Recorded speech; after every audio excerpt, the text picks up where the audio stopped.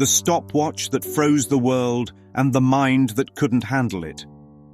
Patrick Thomas McNulty didn't just want to be seen. He wanted to stop time and make the world listen. But what he got was exactly what the ego always asks for, and never actually wants: a kind of stopwatch, a kind of hell. McNulty is the personification of the mind that still believes it's a body, still believes in progress, still believes in voices outside itself that must one day validate its worth. He talks and talks because silence terrifies him. He suggests and schemes because acceptance escapes him. He wants recognition but not connection. He wants applause but not communion. So the stopwatch enters, a gift from a strange man who disappears as mysteriously as he arrived. A symbolic inheritance, if you will. A device that promises to make the whole world pause and notice. Only it doesn't. Be careful what the ego asks for. When the ego says, "Stop the world, I want to get off," it means, "I want control. I want to bend perception to my will." But what McNulty gets is the literalization of that wish. He can stop time.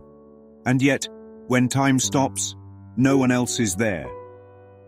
He finally gets to be the only one who knows, and in doing so, he discovers the thing the ego never prepared him for. A world without witnesses is not a victory. It's a void. He robs a bank.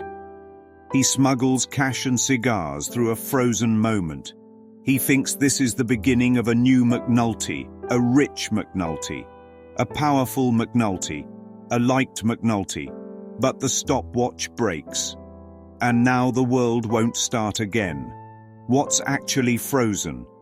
This is a parable of perception, mighty companion. A stop-motion dream where form remains but function dissolves. The ego thought, if I can control the frame, I control the story. But a frame without motion is just a picture. And a picture without meaning is just a wall.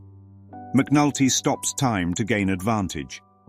But he forgets, what good is taking if there's no one left to envy you? To praise you? To validate the taking? What good is being loaded if the people are frozen? The world as storyboard. This world is just a series of frames, a flickering reel of still images we call life. Start, stop, start, stop. But who's pushing the button?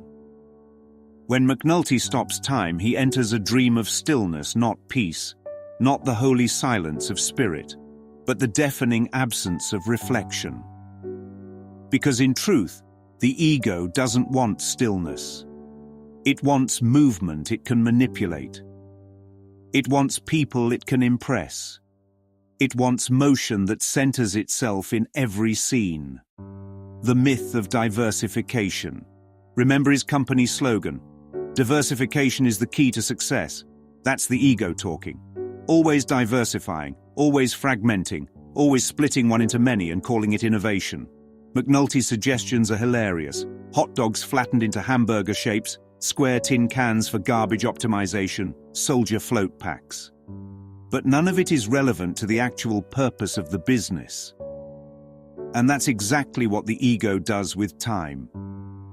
It fills the suggestion box of the mind with distractions, self-improvement strategies, ways to optimize a dream, but nothing that actually helps you wake up.